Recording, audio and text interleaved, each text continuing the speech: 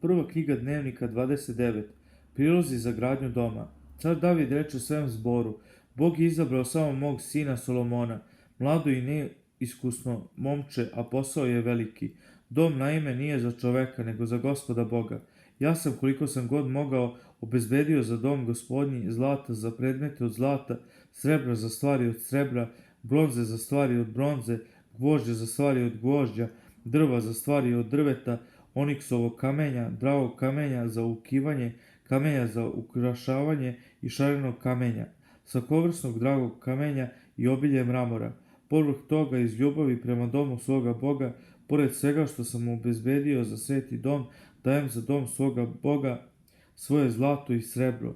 3000 talanata zlata, od ofirskog zlata i 7000 talanata čistog srebra, da se optoče zidovi doma, zlato za stvari od zlata, srebro za stvari od srebra i za sav posao koji će zanatlije uraditi. Ko će dakle danas dragovoljno priložiti što god Gospodu? Tada su dragovoljno priložili glavari otačkih domova, knezovi izraelskih plemena, zapovednici nad 1100 i upravitelji carevog posla. Dali su za rad na domu gospodnjem 5000 talanata zlata, 10.000 zlatnih darika, 10.000 talanata srebra, 18.000 talanata bronze i 100.000 talanata gvožđa. God je imao drago kamenje, dao ga je za riznicu doma gospodnjeg, u ruke Jehila Girsonovca. Narod se radovao što su davali dragovoljno, jer su prilagali Gospodu od sveg srca, i car David se veoma radovao. Davidova molitva. Zatim je David blagoslovio Gospoda pred svim zborom. David reče: Blagosloven budi Gospode, Bože pretka našega Izraelja, od veka do veka. Tebi, Gospode, pripada veličina, sila i slava, večnost i veličanstvo, jer Tvoje je sve što je na nebesima i na zemlji. Tvoje je, Gospode, carstvo, Ti si uzvišen glavar nad svime. Od Tebe dolaze bogatstvo i slava, i Ti vladaš nad svim. U Tvojoj su ruci moć i sila, u Tvojoj ruci da svakoga učiniš velikim i jakim. A sad, Bože naš, hvalimo Te i slavimo Tvoje slavno ime. Jer ko sam ja i šta je moj narod da bismo dragovoljno dali ovakav prilog? Sve je naime od Tebe i dajemo Ti što smo primili iz Tvoje ruke. Jer mi smo stranci i pridošlice pred Tobom, kao što su bili naši preci, kao senka su dani naši na zemlji, bez nade. Gospode Bože naš, od Tebe je sve ovo obilje što smo spremili da sazidamo dom Tvome svetom imenu, i sve je Tvoje. Znam, Bože moj, da ispituješ srce i da uživaš u čestitosti, u pravednosti svoga srca dragovoljno sam priložio sve ovo. A sada vidim kako Tvoj narod dragovoljno prilaže s radošću.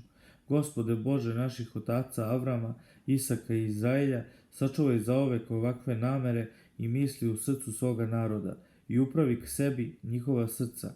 A mom sinu Solomonu daj odano srce da drži Tvoje zapovesti, svedočanstvo i uredbe i da ih sve vrši i da sazida dom za koji sam pripremio što treba. Zatim se David obratio svemu zboru: Blagoslovite Gospoda Boga svoga. Sav je zbor blagoslovio Gospoda Boga svojih otaca. Pognuli su glavi i poklonili se Gospodu i caru. Solomon zacaren. Sljedećeg dana su prineli Gospodu žrtve i žrtve sve spalnice. 1000 junaca, 1000 ovnova, 1000 jaganjaca s njihovim žrtvama i izlivnicama i mnogo drugih žrtava za sav Izrael.